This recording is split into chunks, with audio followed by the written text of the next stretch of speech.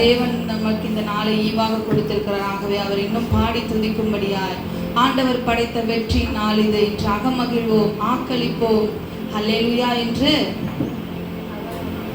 என்ன எல்லாம் சோர்ந்து போயிட்டீங்க காலையிலேயே? எல்லாம் உற்சாகமா பாடுங்க. எனக்கு உதவிடும் எனது ஆண்டவர் எனது பக்கம் இருக்கிறார். உலக மனிதர்கள் எனக்கு எதிராக என்ன செய்ய முடியும்? தோல்வி இல்லை, வெற்றி மட்டுமே காண்கிறவர்களாக தேவன் நம்மை முன்குறித்திருக்கிறார். பாடலை பாடி தேவனுடைய நாமத்தை மாத்திரம் மகிமைப்படுத்துவோம். ஆண்டவர் படைத்த வெற்றி நாள் இது, இன்று அகமகிழ்வோம், ஆர்ப்பரிப்போம், அல்லேலூயா பாடுவோம். சொல்லுமா, இன்று அகமகிழ்வோம், அல்லேலூயா பாடுவோம்.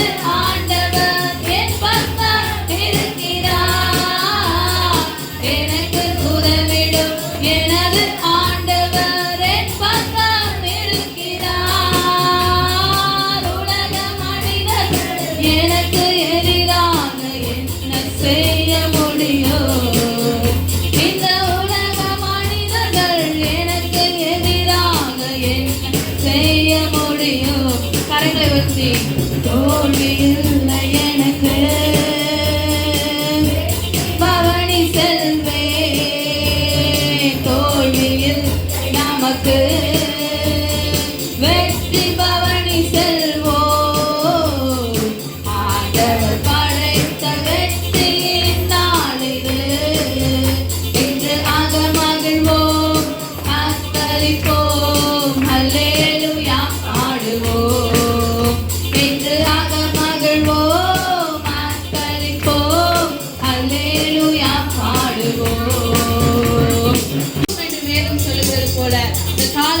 நம்மால் ஆகாது, நம்மால் முடியாது, நம்மால் இயலாது என்று நினைத்த காரியங்களை தேவன் வெற்றிகரமாக முடிக்க அவர் உண்மையுள்ளவராக இருக்கிறார். ஹல்லேலூயா. கரங்களை தட்டி தேவனுடைய நாமத்தை மகிமைப்படுத்துவோமா? அந்த கால வேளையிலே அப்பா, நீ சொல்லி முடியாத அதிசயங்களை அற்புதங்களை செய்கிறவர் ஆண்டவரே, எண்ணி முடியாத அதிசயங்களை வாழ்க்கையை செய்கிறவராக இருக்கிறீர்கள் என்று சொல்லி ஹல்லேலூயா. ஆகாத காரியம் ஒன்றுமில்லை, உம்மால் ஆகாத காரியம் ஒன்றுமில்லை, எல்லாமே உம்மாலாகும், அல்லேலூயா, எல்லாமே உம்மாலாகும், ஆகும், ஆகும், உம்மாலே நான் எல்லாம் ஆகும், ஆகும், எல்லாம் ஆகும், உம்மாலே நான் எல்லாம் ஆகும், உம்மாலாகாத காரியம் ஒன்றுமில்லை.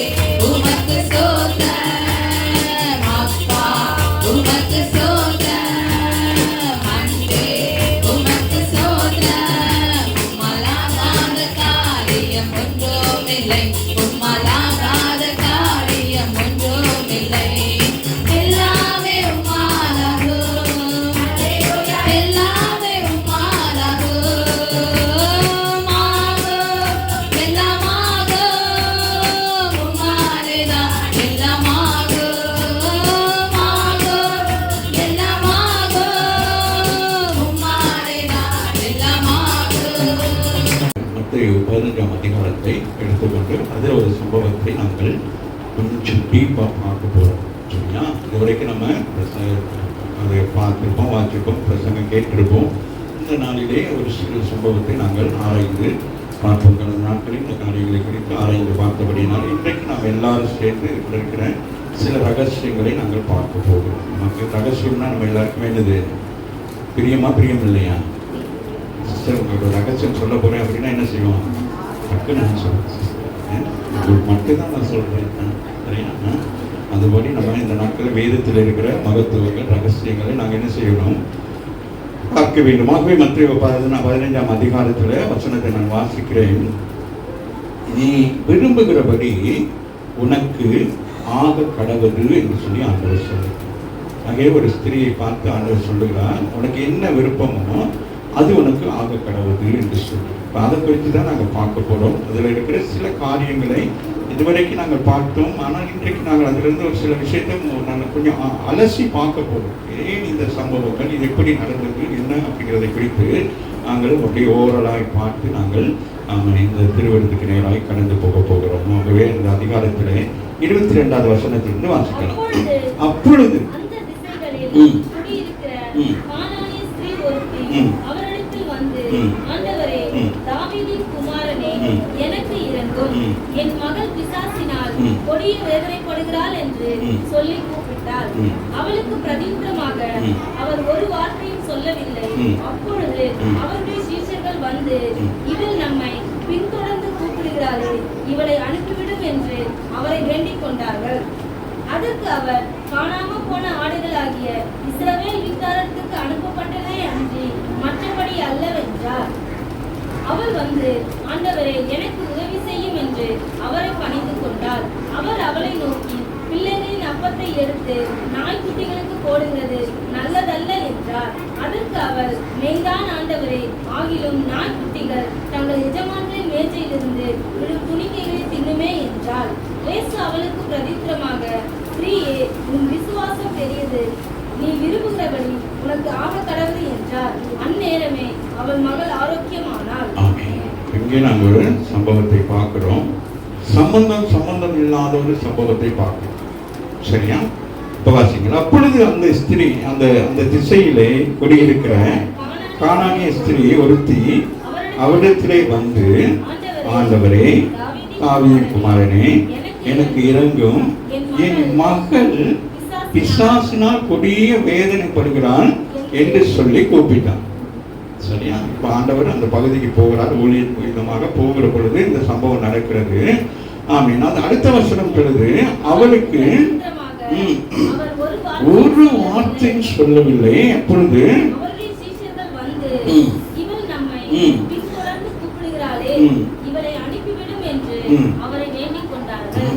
இதுவரைக்கும் ஆண்டவர் என்ன செய்யல? இப்படி ஒரு காரியம் செய்யவில்லை. அப்ப நான் யோசித்து பார்த்தேன். 15ஆம் அதிகாரத்தில் முதல் பகுதி நீங்க வீடுகளில் போய் வாசித்து பார்க்கிற பொழுது அவருக்கு ஒரு பெரிய ஒரு என்னது, இயேசுவுக்கு ஒரு பெரிய ஒரு ட்ரகல், ஒரு போராட்டமாக இருக்கிறது. அவருடைய காரியங்களை கேட்க, காரியங்களை செயல்படுத்துகிற நேரத்தில் அவருக்கு மனதிலே ஒரு வேதனையோ ஒரு கவலையோ அப்படி இருக்குது. இப்போ நம்மளும் சில நேரங்களில் சில இடங்களுக்கு போகிறோன்னு சில பிரச்சனையோடு இருந்தால் சிலரோட பேசுவதற்கு நாங்கள் என்ன செய்ய மாட்டோம், முற்பட மாட்டோம். எது கேட்டால் ஆமா இல்லை அப்படின்னு அப்படியே போனோம். அந்த மாதிரியான ஒரு சிச்சுவேஷன், ஒரு சூழ்நிலை. ஏன்னு கேட்டால் அந்த வசனங்களை வாசித்தா அவள் மகள் வந்து பிசாசினால் பீடிக்கப்பட்டு என்ன செய்கிறான், கொடிய வேதனையில் இருக்கிறான். இப்போ அவ வந்து அந்த தாய்க்காரி என்ன செய்கிறான், தன் பிள்ளைக்காக வேண்டி பரிந்து பேசும்படியாக இயேசுவிடத்திலே வர்ற. அப்ப இயேசுதான் என்ன செய்ய வேண்டும், அவர் தான் என்ன செய்ய வேண்டும், அந்த பிள்ளைக்கு விடுதலை கொடுக்கணும். ஆமாவே இல்லையா? ஆனால் இங்கே நாங்கள் பார்க்கிறோம், இயேசு என்ன செய்யல, ஒரு வார்த்தை கூட பேச. அப்போ சீஷர்களுக்கு ஒரு ஆச்சரியமா இருக்கு. என்ன இயேசு யார் வந்தாலும் என்ன செய்வாரு, விசாரிப்பார், பேசுவார், அன்பு செலுத்துவார். அப்படிப்பட்ட இயேசு அன்றைக்கு என்ன செய்யறாரு, பிரஜாதி ஸ்திரியாக இருந்தபடினாலேயா அல்லது எதனால ஏன் இப்படின்னு சொல்லிட்டு நமக்கு யோசிக்க வேண்டிய அளவுக்கு இங்கே ஒரு சம்பவம் நடக்கிறது. ஆகவே இந்த வசனத்தை வாசிப்போம். அவருக்கு பிரச்சுரமாக அவர் ஒரு வார்த்தை, நூற்றுக்கு அதிபதி சொல்லுகிறார் என்னது, ஒரு வார்த்தை சொல்லும் என்று சொல்லி. ஆமென். பேதுரு என்ன சொல்லுகிறார், ஐயரே நீ உங்களுடைய வார்த்தையின்படியாக. ஆமாவே இல்லையா? ஆகவே இந்த இடத்துல ஒரு வார்த்தை சொல்லலன்னா எப்படி இருக்கு? இந்த வார்த்தையினால்தான் இந்த உலகத்தை அவர் சிருஷ்டித்தார். ஆமாவே இல்லையா? அவர் வார்த்தையினால்தான் எல்லாவற்றையும் உருவாக்கினாங்க. அதே வார்த்தையாக கிறிஸ்துவுடைய வாயிலிருந்து என்ன வரவில்லை? வார்த்தை வரவில்லை, மௌனமாக இருக்கிறார். அப்போ ஏதோ ஒரு சம்பவம் அவருடைய இதயத்திலே ஒரு ஆழத்திலே காணப்பட்டபடினாலே அவர் அந்த நேரத்தில் அவர் என்ன செய்கிறார்? மறு உத்தரவு கொடுக்காதவராய் காணப்படுகிறார். ஆனால் சீசர்கள் என்ன செய்யறாங்க? ஐயரே என்ன? ஏன்னா அந்த ஸ்திரீ என்ன செய்யல? அந்த ஸ்திரியும் ஆண்டவர் பேசணும்னு அவன் என்ன செய்யல? அவள் அப்படியே நிக்கல. அவன் என்ன செய்யறான்? பின்தொடர்கிறான். அவள் பின்தொடர்ந்து வந்து கொண்டிருந்தாலும் கூட இயேசு என்ன செய்கிறார்? அந்த இடத்துல அது கணக்கெடுக்காத மாதிரி. அப்போ அம்மாவே இல்லையா? இப்போ நீங்கள் பின்னுக்கே வரணும். நான் பேசாமல் போனேன் என்ன செய்வீங்க? நீங்க என்னம்மா சொல்லுங்க. நிறைய ஜனங்கள்லாம் வந்து சொல்ல பெருசாகணும்னு ஆசனம்லாம் கண்டு காணாத மாதிரி போறாரு. எங்களுக்கு ஆரம்ப காலத்துலேருந்தே தெரியும். ஒரு அங்கேருந்து வரணும் குச்சா மெல்லியா அதுதான் கொஞ்சம் உடம்பெல்லாம் போட்டு பெருமையிலிருந்து கர்த்தர் எடுத்து நிற்கிறாங்க. அம்மாவே இல்லையா? அப்படி நம்ம எல்லாம் பேசுறோம். ஆனால் இந்த ஸ்திரீ ஒன்றுமே இல்லை. இவருக்கு நோக்கம் என்ன? என் பிள்ளை விடுவிக்கப்பட வேண்டும், என் பிள்ளை என்ன செய்ய வேண்டும்? விடுவிக்கப்பட வேண்டும் அப்படின்னு சொல்லிட்டு அடுத்த வசனம் சொல்லுகிறது, அதற்கு அவன்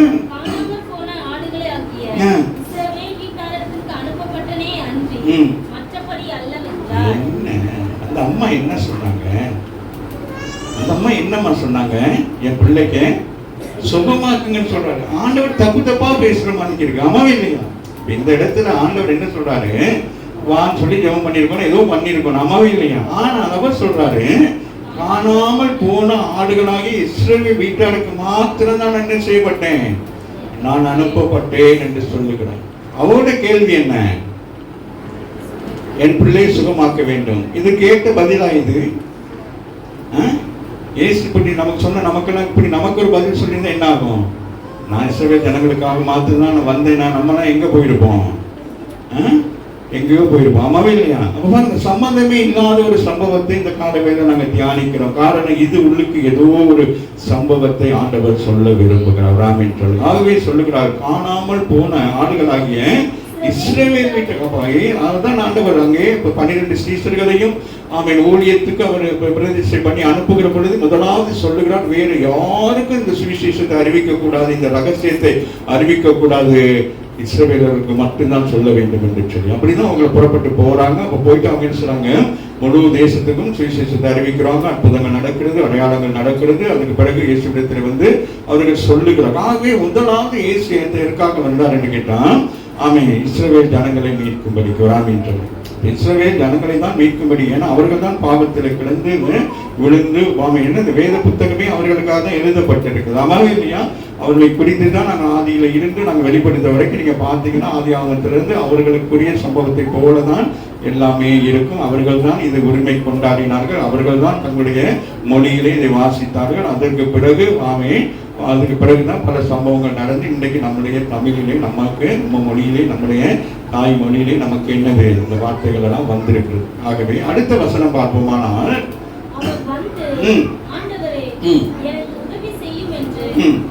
அப்பயும் அவர் என்ன சொல்லுகிறான்? நீங்க யாருக்காக வந்தாலும் பரவாயில்ல, இப்ப எனக்கு உதவி செய்ய வேண்டியது யாரு?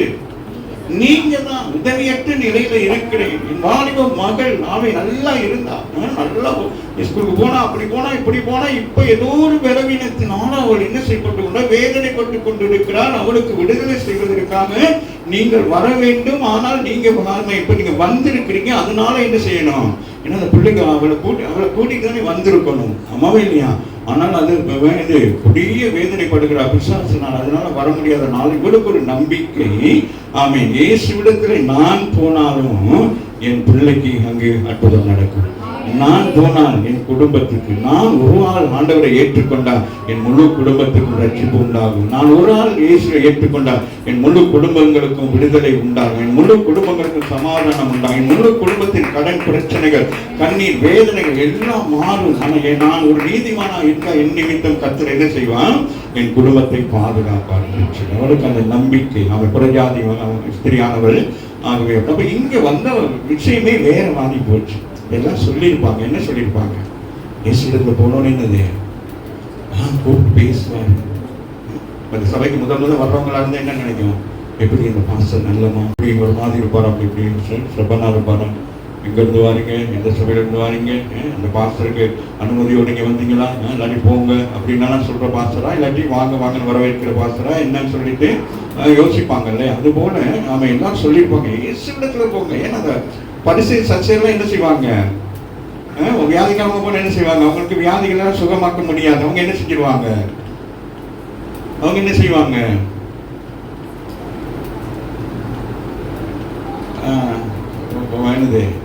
இது கற்பனை, 10 கற்பனையை சொல்லு அப்படிங்கிறது. 10 கற்பனை எனக்கு தெரியாதுன்னா உனக்கு சோமா முடியாது, ஓடி போயிடும். புரியுதா? அப்ப அவங்களுடைய கண்ணோட்டம்லாம் எப்படி இருக்குது? கற்பனைகள், நியாயப்பிரமாணம் அப்படியே நீங்க வாழ்ந்து, அது உண்மைதான். அதன்படி நம்ம வாழ்கிற பொழுது நம்முடைய வாழ்க்கை பரிசுத்தமாக இருக்கு. அதுல ஒரு பிரச்சனையுமே இல்லை. அதுக்காக தான் ஆண்டவர் இஸ்ரவேல் ஜனங்களுக்கு அது எழுதினார். அவங்க தவறி போகக்கூடாது, வழி விலகி போகக்கூடாதுன்றதுக்கு தான் கற்பனைகளையும் அங்கே நியாயப்பிரமாணத்தை எழுதினார். அதன்படி இருக்க வாழ முடியாது. இந்த உலகத்துல நம்ம என்ன செய்ய முடியாது. ஆனாலும் நாங்கள் கட்டளைகளை கை கொள்ள வேண்டும். கிறிஸ்தவர்களாக இருந்தாலும் இது யூதர்களுக்கு எழுதப்பட்டது என்று சொல்லி நாங்கள் மறந்தடிக்கப்படும். அது அழகா அந்த 10 கட்டளைகள் நீங்க வாசி பார்த்தீங்கன்னா தெரியும். ஒரு மனுஷன் ஆவிக்குரிய சபைக்கு வருகிறவன் எப்படி தன்னுடைய வாழ்க்கையை நாமே அமைத்துக் கொள்ளலாம் என்று அழகாக 10 வருடத்துல சொல்லப்பட்டிருக்கிறது. ஆகவே அப்படி கேட்டிருப்பாங்க. அதனால இங்க இயேசுவிடத்துல வரணுட்டு என்னது, அங்கிருந்து வருகிறார். மலையிலிருந்து அப்படியே வாராரு. பெரிய கூட்டம், கன்வென்ஷன் கூட்டம் முடிச்சுட்டு ஜனங்களோட பேசி சிரிச்சுக்கிட்டே வாராரு. வர்ற நேரத்துல வர்ற வழியில என்ன நடக்குது? நான் அந்த கூட்டத்தில் இல்லை அப்படின்னு சொல்றீங்களா? அப்படி மலையில இருந்து இறங்கி வாராரு. என்ன நடக்குது சொல்லுங்க, சொல்லுங்க. உங்க வாயில தான் வந்துட்டு சொல்லு. குஷ்டரோகி தான். அப்ப குஷ்டரோகி ஒருத்தன் வந்து ஒளிஞ்சு நிக்கிறான். நினைக்கிறோம் எல்லாம் பாக்குறாங்க. என்னது அப்படி பார்த்தோம், ஆண்டவர் என்ன சொல்றாரு? ஜாலியா வராரு. கன்வென்ஷன் கூட்டம் முடிஞ்சிட்டு எல்லாம் ரொம்ப சந்தோஷமா வந்து கொண்டிருக்கிறாரு. அப்ப அவன் வந்து, ஆண்டவரே நான் குஷ்டரோகியா இருக்கிறேன், உனக்கு சித்தமா, எனக்கு சித்தம் சுத்தமாக. அவ்வளவுதான். எத்தனை வருஷம், எதனால? பெற்றோடைய சாபமா, பரம்பரை சாபமா? எதனால இந்த குஷ்டரோகம்? நீ போகும். அதெல்லாம் ஒண்ணு சொல்ல. என்ன சொல்றாரு? எனக்கு சித்தம் உண்டு. நீ என்ன செய்யணும்? அவருக்கு சித்தம் உண்டு. நம்மை சுத்தமாக்குவதுதான் அவருக்கு பிரியம். ராமேஸ்வரம் நம்ம சுத்தமாயிட்டும் சுத்தமில்லாத மாதிரி இருந்தா அவருக்கு ஒண்ணுமே செய்ய முடியாது. சுத்தமானவர் சொல்றாரு. அதுக்கு பிறகு நீ போயினது நியாயப்பிரமாணத்தின்படி என்ன செய்யணும்? நீ தேவாலயத்துல போயிட்டு காரியங்களை செய்ய சொல்லி. புரிகிறதா? அதனால அப்படியெல்லாம் கேள்விப்பட்டனால அந்த அம்மா என்ன செய்யறாங்க? இயேசுவிடத்துல வந்த உடனே என்னது, சில பேர் சபைக்கு வந்த உடனே சில நேரங்கள் என்னது நமக்கு ஒரு விடுதலை கிடைக்கணும். சில பேர் வருவோம், ஆமாவே இல்லையா? சில பேருக்கு சுகம் கிடைக்கணும். சில பேர் அப்படிதான் நினைப்பாங்க. ஆமா சபைகளுக்கு போனோம். உண்மைதான், இல்லைன்ற இல்லை. ஆமே சபையில பிஸ்கட் கொடுக்குறாங்க, கேக் கொடுக்குறாங்க, உடுப்பு கொடுக்குறாங்க, துணி கொடுக்குறாங்க அப்படின்னு சொல்லிட்டு சில பேர் என்ன சொல்லுவாங்க? கிறிஸ்தவத்துக்கு மாற்று. இது மதம் மாற்றுகிற அல்ல.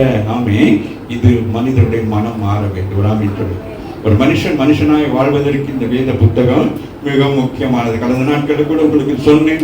எத்தனை விதமான புத்தகங்களை, உலகத்தில் இருக்கிற புத்தகங்கள் எல்லாம் பெரிய பெரிய அறிவாளிகள், ஞானவான்கள் எழுதின புத்தகங்கள்லாம் வாசித்தாலும் இது உங்களுக்கு விசேஷ ஞான கிருபையை கொடுக்கும். இதிலே ஆசீர்வாதமும், இதிலே பலவிதமான நன்மையான காரியங்களும் இதிலே மறைபொருளாக இருக்கிறது. ஆகவே அங்கே நாங்கள் பார்க்கிறோம். அதற்கு அந்த அவள் சொல்லுகிற, ஆண்டவரே எனக்கு நீர் என்ன செய்யும்? எனக்கு உதவி செய்யும். ஆண்டவர் என்ன செய்கிறார்?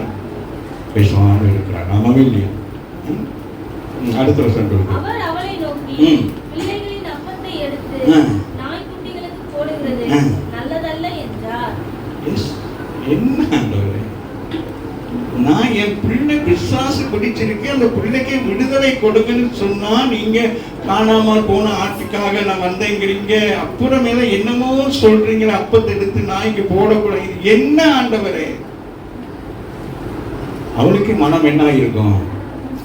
புரிகிறதா? அந்த கால வேலையிலே சம்பவத்தை வாசித்து பாருங்களேன். அவ கேட்கிறா, என் பிள்ளைக்கு தான் சுகமாகணும். அவ கேட்டாளா, எனக்கு சாப்பாடு இப்ப நீங்க வாரிங்க ஜெபிக்க, நீங்க வந்து ஒரு பிரச்சனையோட வாரிங்க. அப்ப நான் சொன்னா எப்படி இருக்கும்? நீங்க வந்து சொல்றீங்க, ஐயா எனக்கு தலைவலி, ஜெபம் பண்ணுங்க. உங்களுக்கு சாப்பாடெல்லாம் கொடுக்க முடியாது போங்க அப்படின்னு நீங்க என்ன சொல்லுவீங்க? ஐயாவுக்கு இது பிராண்ட் ஆயிடுச்சோ, நம்ம ஒன்று கேட்கணும். ஐயா பேசி பேசி காது கேட்காம போயிடுச்சோ, நம்ம சொல்றது அவர் புரிய மாட்டேங்குதே. இன்னைக்கு வந்திருக்கிற நமக்கும் புரியாத ஒரு காரியத்தை கர்த்தர் புரிய வைக்கிறார். நாம சொல்லுங்க, நம்மவே இல்லையா? அவர் சொல்லுகிறார், அவர் அவளை நோக்கி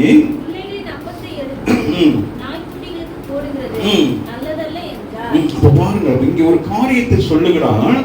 அப்பத்தை குறித்து சொல்லுகிறான். எதை குறித்து சொல்லுகிறான்? அப்பம். இந்த அப்பம் வந்து எப்படிப்பட்டது? இது விசேஷித்த வண்ணமான குராமின் இஸ்ரவேல் ஜனங்கள் அந்நாட்களே ரட்சிக்கப்பட்டவர், அந்நாட்களே இருந்த ஜனங்களை விட நீங்களும் நானும் பாக்கியவான்கள். ஆமீன். இயேசு என்கிற அப்பத்தை நாங்கள் புசிக்கிறோம். அவருடைய சரீரத்தையும் அவருடைய இரத்தத்தையும் நாங்கள் பானம் பண்ணுகிறோம்.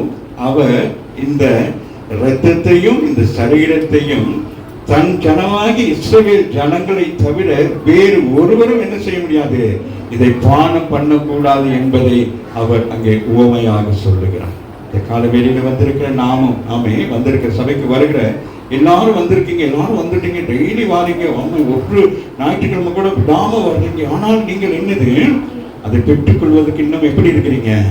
தகுதி இல்லாதவர்களாக இருக்கீங்க. ஆகவே ஆண்டவர் சொல்லுகிறார், எல்லாரும் வந்து சுகம் பெற்றுக் கொண்டு போகிறார்கள், நல்லதுதான். ஆனால் சுகம் பெறுவது பெரிதல்ல, அவர்கள் குணமாக்கப்பட வேண்டும். சுகமாவதற்கும் குணமாவதற்கும் வித்தியாசம் இருக்குது. சுகம் என்பது சரீரத்தின் சுகம், குணம் என்பது நம்முடைய வாழ்க்கையை மாற்றும். ஒரு மனுஷன் குணமாகிற பொழுதுதான் அவன் என்ன செய்யப்படுகிறான்? இயேசுவை ஏற்றுக்கொள்கிறான். அவன் ஏற்றுக்கொண்ட பிறகு அவனுடைய வாழ்க்கையில அதுக்கு பிறகு என்னது, அவனுக்கு சுகமும் கிடைக்கிறது, குணமும் கிடைக்கிறது. ஆமாவே இல்லையா? குணமாகிறது மிக முக்கியமானது. ஒரு மனுஷனை அதான் வேதத்தில் வாசிக்கிற பொழுது தமிழ் ரொம்ப மிக முக்கியமானது. தமிழ் எழுத்துக்கள், தமிழ் வார்த்தைகள், தமிழ் சொற்கள் நமக்கு மிகவும் அருமையானது. நான் பார்த்தேன் சுகம் குணம் ரெண்டு. நான் அப்ப பார்த்தேன், குணம் என்பது எது? நம்முடைய நேச்சரை குறிக்கிறது, நம்முடைய சுபாவத்தை, நம்முடைய நிலையை குறிக்கிறது. சுகம் என்பது என்னதை குறிக்கிறது? சரீரத்தில் கலவீனங்கள், பிசாசின் கட்டுகள், ஏதோ ஒரு காரியம் தான் அது. அப்ப அதுக்கு சுகம் என்னது? வைத்தியசாலைக்கு போனா கூட என்ன உண்டாயிரும்? சுகம் உண்டாயிரும். குணம் உண்டாவதற்கு இயேசுவிடத்தில் நான் வர வேண்டும். ஆகவே அந்த ஸ்திரீயுடைய மகள் என்ன இருக்கிறான்? குணம் பேதலித்து போய் பிசாசினால் கட்டப்பட்டவளா இருக்கிறான். அவளுக்கு சுகமும் வேண்டும், அதற்கூடாக என்னது, குணமும் வேண்டும். ஆகவேதான் இயேசு பார்க்கிறான், நீங்க சுகம் பெற்று போயிடுவீங்க, அது பெருசல்ல, நீங்கள் குணமாக்கப்பட வேண்டும். நீங்க குணமாக்கப்பட்டால் தான் இந்த கிறிஸ்து என்கிற இந்த சரீரமாகிய என்னது, இந்த அப்பத்தை நீங்க என்ன செய்ய முடியும்? பானம் பண்ண முடியும் என்று சொல்றேன். விளங்குறதா? பாருங்க எவ்வளவு அழகா இருக்குது. ஆகவே அவர் சொல்ற, அவனை நோக்கி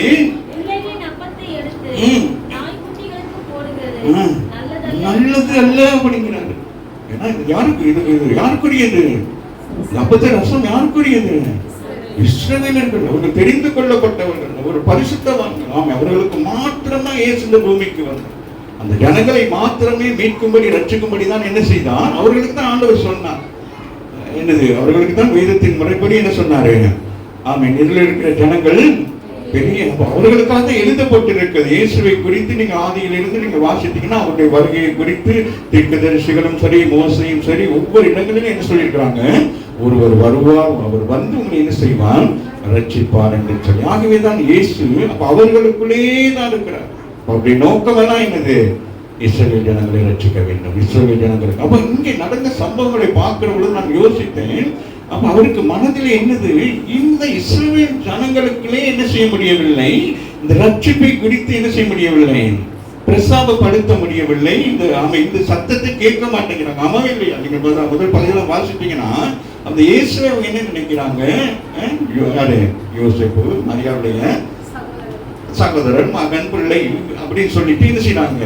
இந்த காலை வேளையில் வந்திருக்கு, நீங்களும் நானும் உணர்ந்து கொள்ள வேண்டும். இங்கிருந்து வருகிற வார்த்தைகள் ஒரு மனுஷன் மூலம் வருகிறது நீங்கள் நினைப்பீர்களானால் உங்கள் வாழ்க்கையில் நீங்கள் முன்னேறி செல்ல முடியாது. இது கர்த்தருடைய வார்த்தை என்று சொன்னால் மாத்திரம்தான் உங்களால் என்ன செய்ய முடியும், அதை கிரகித்துக் கொள்ள முடியும், அதை கனப்படுத்த முடியும். அந்த வார்த்தை கனப்படுத்துகிறபடினால் கர்த்தர் உங்களை கனப்படுத்துகிறவராக. மோசே இடத்துல ஜனங்களுக்கு என்ன செஞ்சாங்க, ஐயோ மோசே நம்மளோட தானே வாரார், இவர் சொல்லி நாங்க கேட்கணுமா, இவருக்கு என்ன பெரிய அறிவா, இவர் என்ன பெரிய வடிவா அப்படின்னு சொல்ல ஜனங்கள் ஒருவருமே என்ன செய்ய முடியாம போயிட்டு கானானுக்குள்ள பிரவேசிக்க முடியாம போயிட்டு. மனுஷனுடைய சத்தம் என்று சொல்லி கேட்கிற பொழுது நமக்கு என்னது, மாமிசத்தினாலதான் நம்ம என்ன செய்வோம், பலவீனம் அடைவோம்.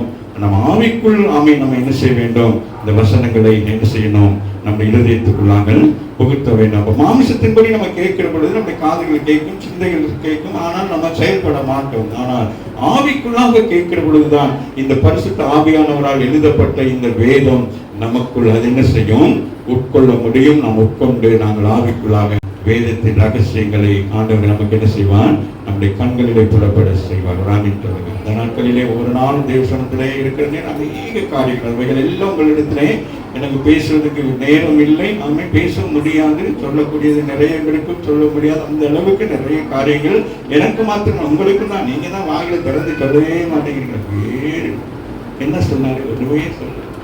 அப்புறம் சாட்சி சொல்லணும், ஆண்டவர் பேசினார் பூசினார். இந்த நாட்களில் நீங்க அதுக்கு கேட்கணும், ஆண்டவரே என்னோட என்ன செய்யணும், பேசணும், என்னோட உங்களோட என்ன அசதியான சத்தத்தை கேட்கணும்.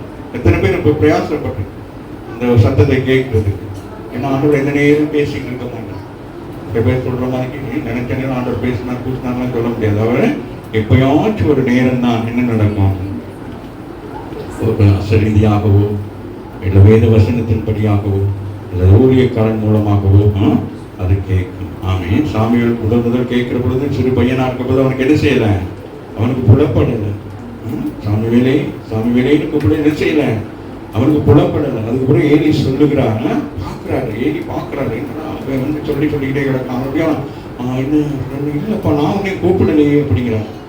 அப்போ அதனால இன்றைக்கு கர்த்தருடைய பிள்ளைகள் மனுஷ சத்தத்தையும் தெய்வ சத்தத்தையும் என்ன செய்யணும், நிதானிக்க வேண்டும். சொல்லுங்க ஆவிக்குரிய பிள்ளைகள், இது மனுஷ சத்தமா இல்லை இது தெய்வ சத்தமா. அப்ப நான் இந்த இடத்துல மனுஷ சத்தமா நான் பேசினாலும் உங்களுக்கு தெரியாது, இவருடைய தன்னுடைய காரியங்களுக்காக நம்ம இடத்துல இந்த காரியத்தை பேசிக் கொண்டிருக்கிறார் அப்படின்னு சொல்லி நீங்கள் புரிந்து கொள்ள வேண்டும். ஆமாவில்லையா, இது தெய்வ சத்தமா இருந்தால் உங்களை அது பரிசுத்தப்படுத்தும், உங்களை சரிப்படுத்தும், உங்களை நேர்த்திப்படுத்தும். கொஞ்சம் கடினமாக தான் இருக்கும், ஆனால் அந்த வார்த்தைகள் உங்களை என்ன செய்யும், உங்களோட வாழ்க்கையில் இருக்கிற கடினமான சூழ்நிலைகளை அது மாற்றுகிறார்கள். ஆகவே இந்த ஸ்திரீ கடினப்பட்டு வந்து நிற்கிறார், என் பிள்ளைக்கு விடுதலை அவன் நினைச்சிட்டு வந்திருப்பாங்க.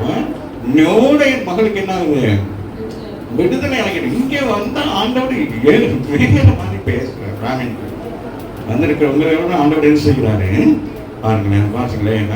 அவர் அவரை நோக்கி பிள்ளைகளின் அப்பத்தை எடுத்து நாய்க்குட்டிகளுக்கு அப்படின்னு சொல்றார். அப்போ சரி அந்த அம்மா என்ன செய்யறாங்க, அப்பையும் விடட்டும்.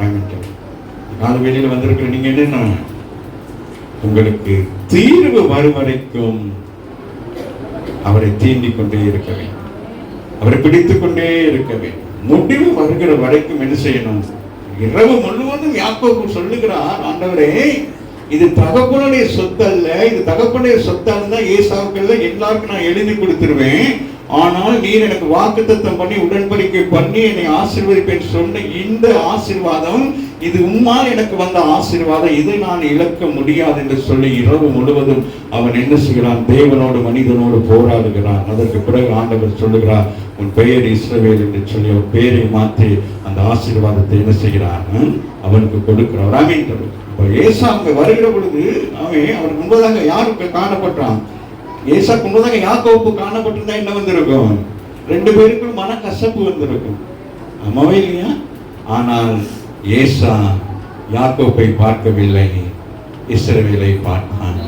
அவன் இஸ்ரவேலை பார்த்தபடினால், இஸ்ரவேலுக்குள் இருக்கிற தேவனுடைய சாயல் அவன் காணப்பட்டபடினால் அவர்களுக்குள்ளே ஒரு ஐக்கியமும் ஒரு சமாதானமும் உண்டானது.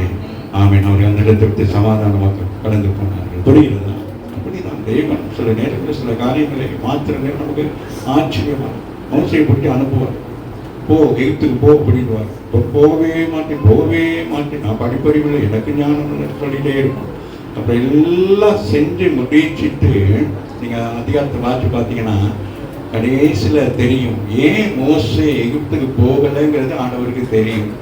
அதனால கடைசியா சொல்லுவாரு, மோசே நீ பயந்துட்டு இருக்கிறியே, அந்த ராஜா செத்து போயிட்டாரு, நீ பயப்படாம போ. அதுக்கு பிறகு அவனுக்கு என்ன உண்டாயிட்டு, இவனுக்கு சொல்ல முடியல, மோசைக்கும் சொல்ல முடியல, நான் போனா எகிப்துல இருக்கிறேன், ஏன்னா எகிப்துல அந்த கொலை செஞ்சுட்டு வந்ததுனால அவனை தேடி கொண்டு இருக்கிறாங்க. அந்த ராஜா இருந்தா அவன் என்ன செய்வாங்க, மரண தண்டனைக்கு கொடுத்துருவாங்க, ஒரு பயம். ஆனா சொல்லாம என்ன செய்யறாரு, இவர் இப்படியே சொல்றாரு, எனக்கு பேச முடியாது, அது முடியாது, இது முடியாதுன்னு சொல்லி கடைசியில ஓகே பண்ணோன்னு அதுக்கு பிறகுதான் ஆண்டவர் சொல்றாரு, மோசே ராஜா இறந்து போயிட்டார் ராமின் சொல். அது போல இந்த கால வேளையில வந்திருக்கிற நீங்க சில விஷயங்கள் ஆண்டவர்கிட்ட சொல்லாம மறைச்சிக்கிட்டு இருப்பீங்க. ஆனா ஆண்டவருக்கு ஃபுல் டீட்டெயில் தெரியும். நீங்க எதுக்கு பயப்படுறீங்க, எதுக்காக நீங்க பின்னு வாங்கிட்டு இருக்கீங்க, என்ன யோசிக்கிறீங்க, எல்லாவற்றையும் கர்த்தர் அறிந்திருக்கிறார்.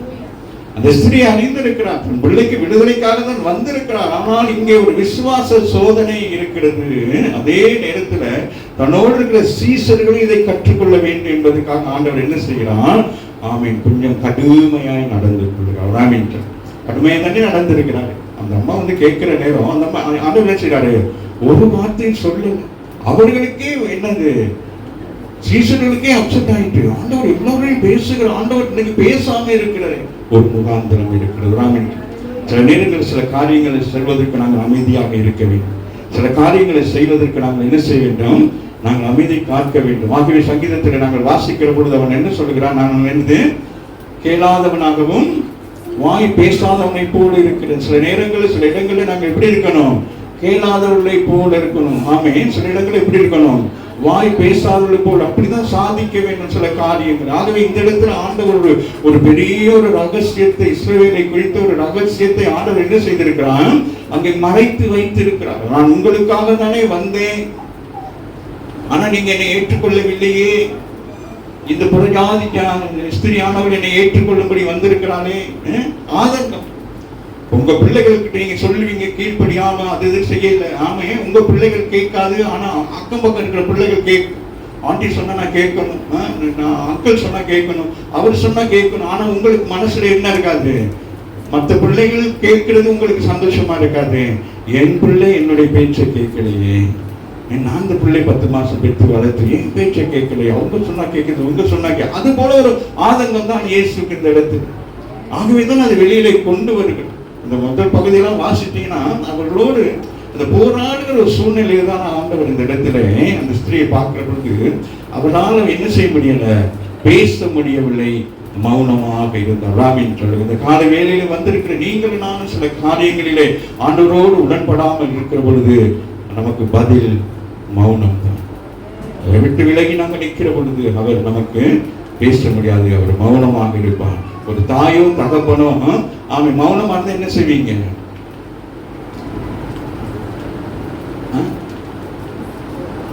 நீங்க போறீங்க உங்க வீட்டுக்கு போறீங்க, இல்லாட்டி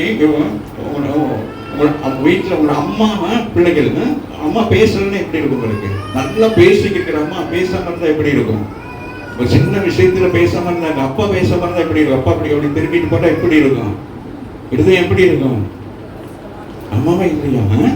ஆமீன். அதனால சில நேரங்கள் அப்ப என்ன செய்வோம், அப்ப என்ன செய்வோம் சொல்லுங்க பாப்போம்.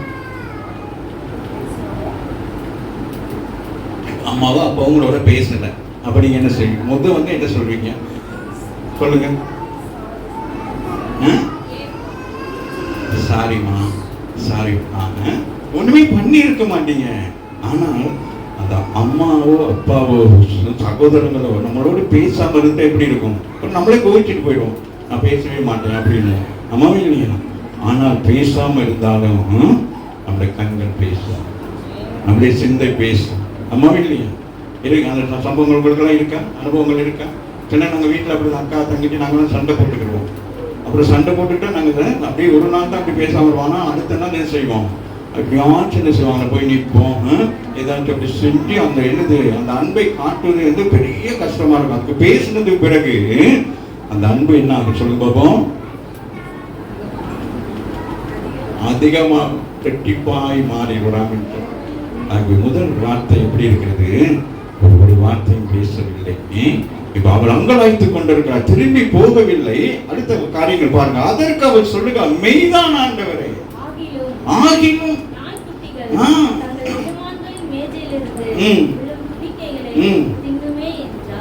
ஆண்டவருடைய இருதயம் எப்படி இருக்குன்னு சொல்லுவார். அவர் என்ன சொல்ற, நம்மை தாழ்த்துகிறார், ஒரு உயர்த்தப்படுவாராம் என்றார். இந்த கால வேலையை நம்ம தாழ்த்துக்கிறோம். நமக்கு என்னது இந்த இடத்துல என்ன சொல்கிறார் அவர், என்ன தன்னை என்ன சொல்லுகிறார் அப்படின்னா என்னது, என்ன பிரஜாதி ஜனங்களை இஸ்ரவேல் ஜனங்களை என்ன செய்வாங்க, வெறுப்பார்கள். அதுதான் அந்த ஸ்திரிக்கு தெரியும், நான் ஒரு யூதனிடத்தில் வந்திருக்கிறேன். ஆமே, அப்ப அவர்களுடைய கண்களை நாங்கள் எப்படி இருக்கிறோம் சொல்லுங்களேன், அவங்க கண்கள் எப்படி இருக்கும்? ஆமா, சமாரியார்கள் புரஜாதி ஜனங்களை பார்க்கணும்னு சில ஜனங்கள் அருவருப்பாங்க. அப்ப இயேசுவும் அப்படிதான் அருவருக்கிறாரோ என்கிற ஒரு பயமும் எண்ணமும் இருந்திருக்கும். ஆமாவே இல்லையா? ஆனால் அவன் உடனே அவரோட பேச்சு கொடுக்கிறான். மேசையிலிருந்து துணிக்கைகளை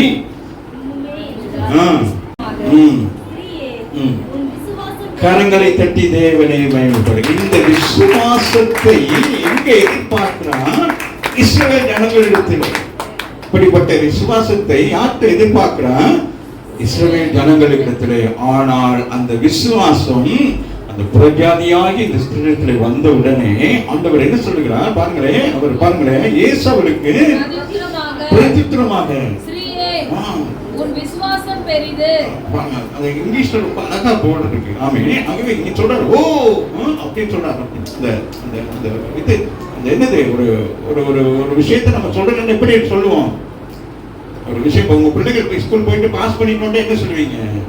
அம்மா பாஸ் ஆயிட்டேன் அப்படி என்ன சொல்லுவீங்க? ஓ பாஸ் ஆயிட்டியாமா அப்படி அந்த மாதிரிக்கு இந்த ஆண்டவர் வைத்த பரீட்சையிலே காலவேளையில் வந்திருக்க நீங்கள் பரீட்சையை பாஸ் பண்ணீங்க. ஆகவே அவருக்கு பயங்கர சந்தோஷம். அவர் அப்படியே மனம் உடைந்து போய் வந்தவருக்கு இந்த விசுவாசம், ஒரு கடுகளவு விசுவாசம் இருக்குமானால் போதும் என்று சொல்றாரு. அதுபோல இந்த ஸ்திரீயத்துல காணப்பட்ட விசுவாசம் எப்படிப்பட்ட விசுவாசம்? கடுகளவு போல அல்ல, மலையளவு விசுவாசம்.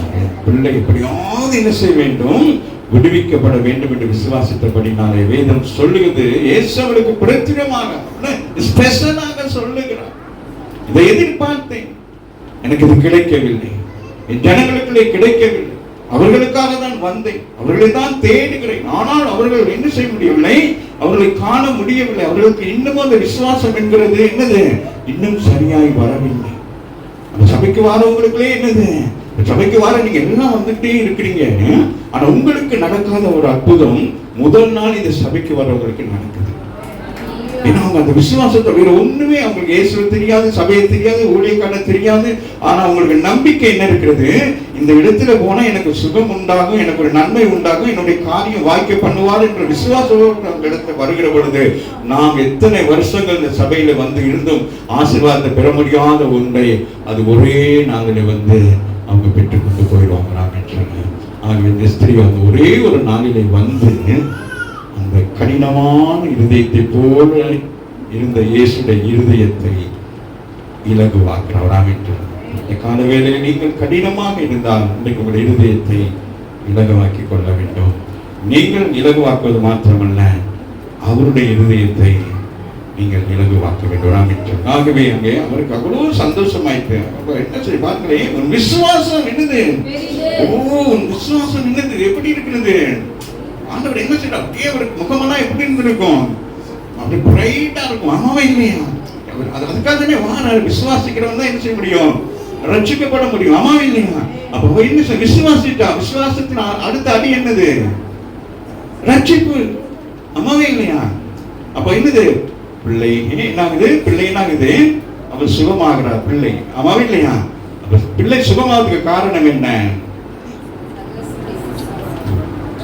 தாய் குணமாக்கப்பட்டார், அவர் மனம் திரும்பிட்டார். ஆமாவே இல்லையா? அவர் குணமாக்கப்பட்டபடியினால் பிள்ளை சுகமாகிறார்.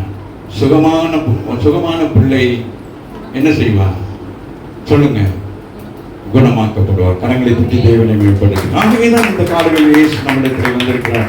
சுகமாவது பெரிது அல்ல, அது எப்படினாலும் சுகமாக்கிக் கொள்ளலாம்.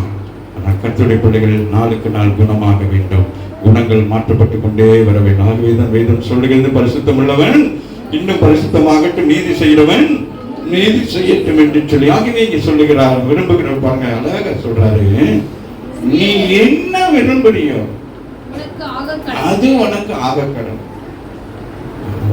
வந்தது என்னது? தன் பிள்ளைக்கு சுகமாக வேண்டும். இப்ப ஆண்டவர் சாய்ஸ் என்ன கொடுக்கிறாரு? If you like anything everything, உனக்கு என்ன வேணுமோ இந்த விசுவாசத்தினால் பெற்றுக் கொள்வார். பிள்ளையின் சுகத்தை பெற்றுக் கொள்வார், ஐஸ்வர்யத்தை பெற்றுக் கொள்வார். வேற என்னது? வீட்டை பெற்றுக் கொள்வார். வேற என்னது? நீ தரித்திரமாக இருக்கிறியா, தரித்திரம் மாறும். வேற என்னது சொல்லுங்க? வாழ்க்கையில் இருக்கு, அதுக்கே செய்யுங்க. இப்ப உங்களுக்கு ஆண்டவர் ஒரு அற்புதம் செய்வார். வேத வசனம் வெறுமையாய் வராது, வசனங்கள் கிரியை செய்கிறதாக இருக்கிறது. ஸ்திரீடத்தில் சொல்லுகிறா, சரி உன் பிள்ளை மாத்திரம் சுகம் இல்லை, இதை பத்தி கேட்கவே இல்லை. ஆண்டவர் சொல்ற, உன் விருப்பத்தின்படி இந்த கால வேலையில வந்திருக்கிற உங்கள் விருப்பத்தின்படி கர்த்தர் செய்கிறவராக இருக்கிறார். நீங்கள் சுகமாவது பெரிதல்ல, நீங்கள் குணமாக்கப்படுகிற பொழுது உங்கள் மன விருப்பத்தை எல்லாம் அவர் நிறைவேற்றுகிறவராக இருக்கிறார். முதலாவது தேவ ராஜ்யத்தின் நீதியை தேடுங்கள், இவைகள் எல்லாம் உங்களுக்கு கொஞ்சம் அப்படியா சொல்லியிருக்கு, கூட கொடுக்கப்படும் சொல்லி கரங்களை தட்டி தேவையான இதுக்கு ஒப்பனையான ஒரு சில காரியங்களை நாங்கள் அதிகாரங்களிலே பார்த்து நாங்கள் அப்படியே நாங்கள் முடிச்சிடலாம். திருவிழந்துக்கு நேராக போகிறபடினால இந்த சம்பவத்துக்கு ஒப்பனையான ஒரு சம்பவத்தை பார்த்து நாங்கள் அப்படி முடிக்கலாம். மத்திய 26ஆம் அதிகாரத்தில் 17 இருந்து அப்படியே வாசிட்டு வருவோம். நான் முடிக்கிறேன்.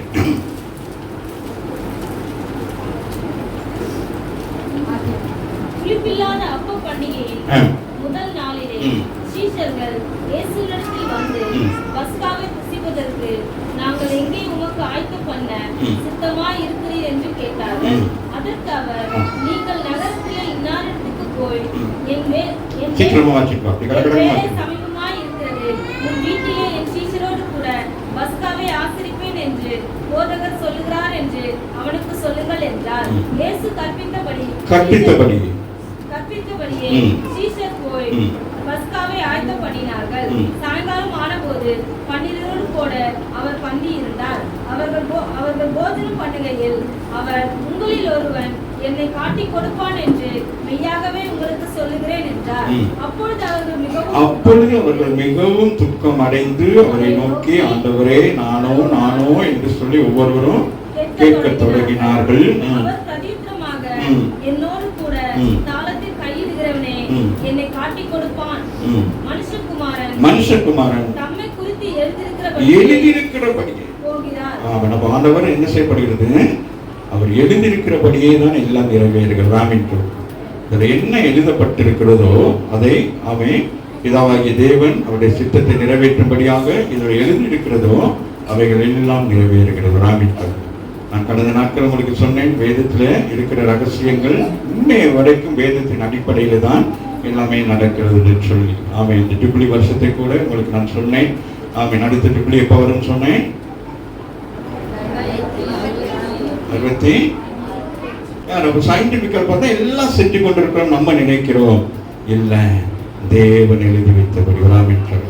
எதுவுமே அவை மாறாது, எல்லாம் அப்படியாக அது நிறைவேறுகிறதாக இருக்காகவே காலம் செல்லாது. கர்த்தருடைய பிள்ளைகளாகி நீங்களும் நானும் இப்படியே வந்து சபையில வந்து உட்கார்ந்து இருந்துட்டு போறதில்ல, நாம் இன்னொரு இடத்துக்கு போகணும், ஆயத்தமாக இருக்க வேண்டும். ஆகவே வாசிக்க மகள். அப்பொழுது அவர் மிகவும்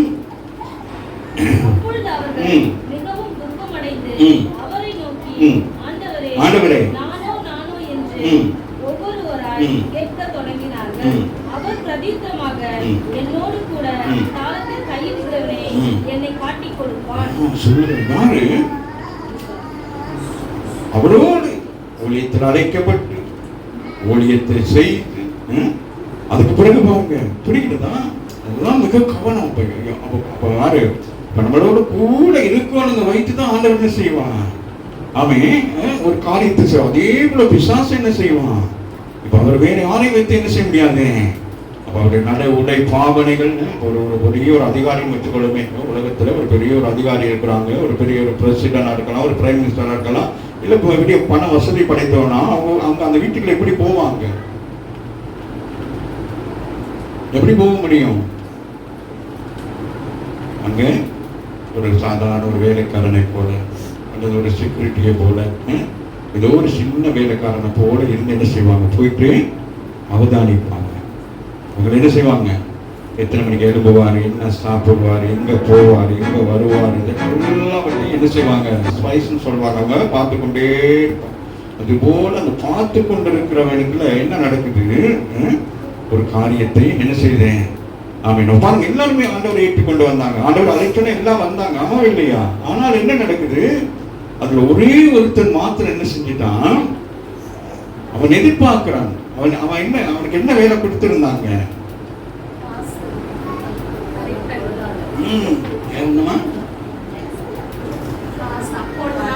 அக்கௌண்ட் பார்க்கிறவன். அப்ப அவருக்கு என்ன உண்டாயிட்டு, கவனம். இன்னைக்கு அதுதான் ரொம்ப கவனம். பண ஆசை எல்லாத்துக்கும் வேற இருக்கும். அப்ப இவருக்கு என்ன ஆயிட்டு பார்க்கிறாரு. பாருங்க, பணம் வந்த உடனே அவன் மனம் என்ன ஆயிட்டு மாறிடுச்சு, குணம் என்ன ஆயிட்டு மாறிடுச்சு. அம்மாவா இல்லையா? இது ஆண்டவருக்கு தெரியுமா தெரியாதா? தெரியும். ஆனால் என்ன செய்ய முடியாது, எழுதி இருக்கிறபடி அதை ஒன்றும் செய்ய முடியாது, ஒன்றுமே மாற்ற முடியாது. வேத வசனம் நிறைவேற வேண்டும். அம்மாவா இல்லையா? ஆமா, அப்ப அங்க நடக்கிறது. அப்ப அதனால இன்னைக்கு கவனமாக இருக்கணும். ஆவிக்குரிய பிள்ளைகள் சபைக்கு வருகிற நாம விடுதலுக்கு ஏற்ற காரியங்கள் பிசாசு நம்மளை என்ன செய்வான், பயன்படுத்துகிறான். ஆமை, இன்னைக்கு நாங்க விசேஷமா அந்த பாடுகிற பிள்ளைகளா இருக்கட்டும், ஊழியர் செய்கிற பிள்ளைகள், ஆமை, என்ன ரொம்ப கவனமாக ஒரு காரியத்தை செய்ய வேண்டும். ஆமைங்க, ஏதாச்சும் அதான் உங்களை நான் கண்டித்து நான் பேசுறதுக்கு காரணம் என்னன்னு கேட்டா, ஆமே, நம்ம என்னது ஏதோ ஒரு காரியத்தை செஞ்சா நமக்கு என்ன உண்டாயிரும், ரெண்டு பக்கம் என்ன உண்டாயிரும் சொல்லுங்களேன். கொம்பு வந்துடும். ஆமே, அது வந்து கொம்பு வந்தாலே நமக்கு என்ன வந்துடும், வம்பு வந்துடும். ஆமாவில்லை, ரொம்ப கவனமாக இருக்கணும். யாருக்குள்ள போகலாம், என்ன செய்யலாம் அப்படின்னு நான் பார்த்துக்கிட்டே இருக்கேன். 12 பேர்ல ஒருத்தருக்குள்ள பார்த்தாரு, இவனுக்கு சரி, இவனை என்ன செய்யலாம், நம்ம பக்கம் கொண்டு வரணும். என்ன செய்யலாம், இவனை நம்ம பக்கம். ஏன்னா அவனுடைய மனசுல என்ன இருந்தது, ஒன்று பண ஆசை இருந்தது, ரெண்டாவது என்ன இருந்தது, பதவி ஆசை இருந்தது. இயேசுவை அவங்க நினைச்சாங்க, யூதர்களுக்கெல்லாம் அவர் ராஜாவா வருவார், அவர் ராஜாவா வந்தா நமக்கு என்ன உண்டாகும், நமக்கும் பதவியெல்லாம் கிடைக்கணும். ஆனா இவர் கடைசி வரைக்கும் இவர் ராஜாவே வராம இருக்கவும், இவன் பார்த்தான் இவர்கிட்ட இருந்து பிரயோசனமே இல்லை, இவரை காட்டி கொடுத்தா ஒருவேளை நமக்கு பதவி கிடைக்கும் என்று சொல்லி அவன் மத்த பக்கம் சாகிறான் என்று. நேற்று நாளிலே எத்தனை பேருக்கு நேற்று நாள் செய்தி உங்களுக்கு பிடிச்சிட்டு கேட்டிருக்கீங்களா? அதுக்கு முன்னால இந்த உபவாச நாளில் நம்ம யோசபாத்தை பற்றி பேசுவோமே, நேற்று நாளில் உங்க எல்லாருக்கும் விளங்குனிச்சா என்ன மாதிரி நடந்துச்சு சொல்லிட்டு புரிகிறதா? அதுபோல இங்கே அவன் சில காரியங்கள் அவசிய மனுஷகுமாரன் ஆகிலும்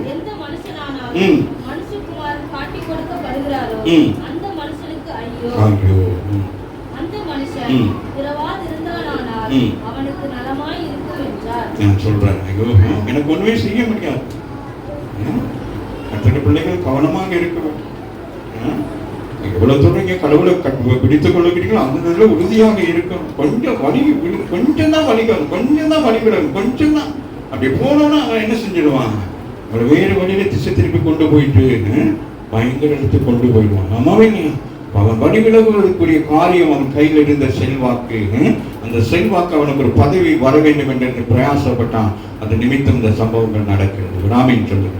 அதனால கர்த்தருடைய பிள்ளைகள் எல்லா விஷயத்திலும் மிக கவனமாக இருக்கணும். வாசிங்கம்மா.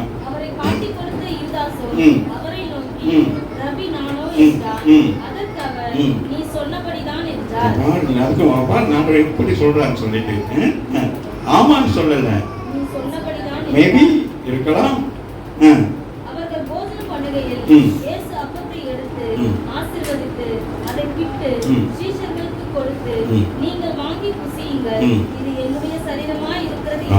சொல்லுங்க, இது நீங்க வாங்கி புசிக்கிறது என்னது, என்னுடைய சரீரமாக இருக்கிறது.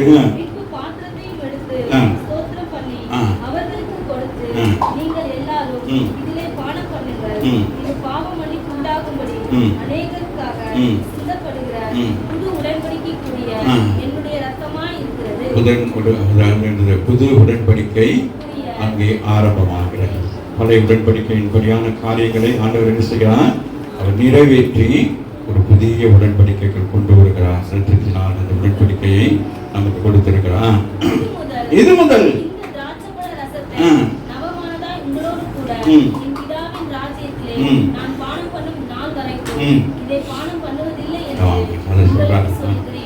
என்ன செய்ய மாட்டேன், கடைசி வரைக்கும் என்ன செய்ய போறேன், பானம் பண்ண மாட்டேன். ஆமாவே இல்லையா? ஆகவே தான் கடைசி நேரத்தில் அவர் சிலுவை மரண நேரத்தில் அங்கே கொண்டு போயிட்டு காடியை கொடுக்கிற பொழுது கூட ஆண்டவர் என்ன செய்தான், அது வெறுத்தார். காரணம், இனி இந்த பூமியில நான் என்ன செய்ய மாட்டேன், பானம் பண்ண மாட்டேன். இனி நான் ஒரு வருகைக்கு பிறகுதான் நான் என்ன செய்வேன். வாசிங்க. பாடின பின்பு ஒளிமலைக்கு புறப்பட்டான் என்று சொல்லப்படுகிறது. யோவான் 13:27 வாசிப்போம்.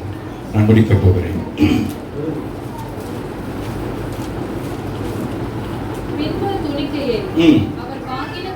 வாங்கின பின்பு சாத்தான் அவனுக்குள் புகுந்தான். ஹலோ, என்ன நடக்குது பாத்தீங்களா? வாசிங்க மகன். அந்த துணிக்கை அவன் வாங்கின பின்பு சாத்தான் அவனுக்குள் புகுந்தான். ஆமென். துணிக்கையை குறித்து அங்க சொல்லுகிறார். இந்த துணிக்கைகள் அவன் என்ன சொல்றார், மேசுக்கு கீழே கிடக்கிற துணிக்கைகள்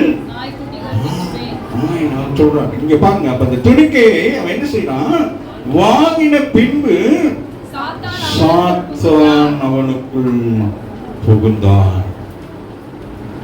அந்த இடத்துல வந்து திருவிழந்துக்கு வர்ற பிள்ளைகள் எப்படி இருக்கணும், ஒப்புற வாங்கின பிறகு நீங்க என்ன செஞ்சிடக்கூடாது, மீண்டும் பழைய நிலைமைக்கு போயிடக்கூடாது, பழைய எண்ணங்களுக்கு போயிடக்கூடாது. ஆண்டவரிடத்திலே வருகிறான், திருவிழங்களை கலந்து கொள்ளுகிறான், அப்பத்தை இடத்துல பானம் பண்ணுகிறான். ஆனாலும் அவருடைய என்னது குணம் மாறவில்லை. இன்னைக்கு நம்முடைய குணம் மாறலைன்னா என்னது, என்ன நடக்கும்? வாசிங்க. துணிக்கை வாங்கிய பின்ன சாத்தான் அவனுக்குள் புகுந்தான். அப்பொழுது இயேசு அவனை நோக்கி, நீ செய்கிறதை சீக்கிரமாய் செய் என்றார்.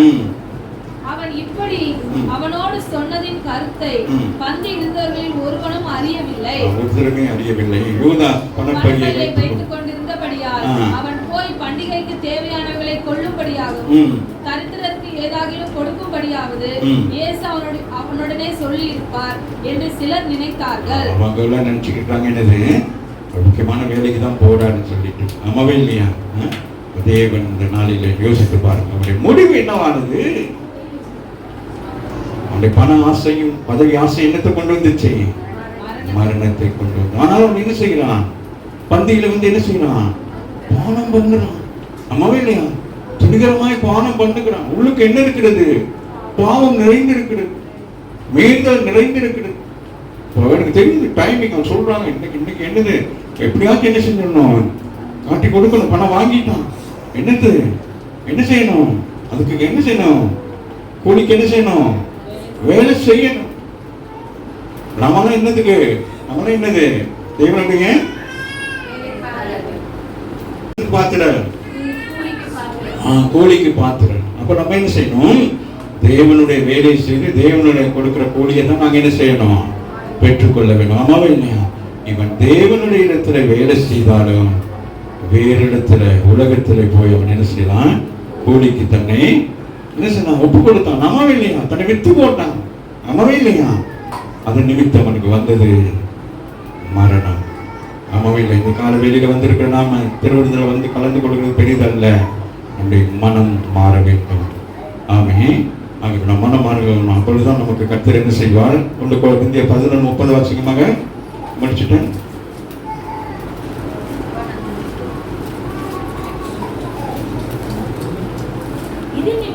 இது நிமித்தம் பவுல் சொல்லுகிறார், கொடுத்த ஜனங்களுக்கு என்னது திருவிழந்து கொடுக்கணும். ஆனா என்ன சொல்றாரு, இன்னமும் நிறைய பேர் எப்படி இருக்கிறீங்க, பலவீனராகவே இருக்கிறீங்க. சில பேர் நினைக்கலாம் இது சாப்பிட்டோன்னு சுகமாகிடும்.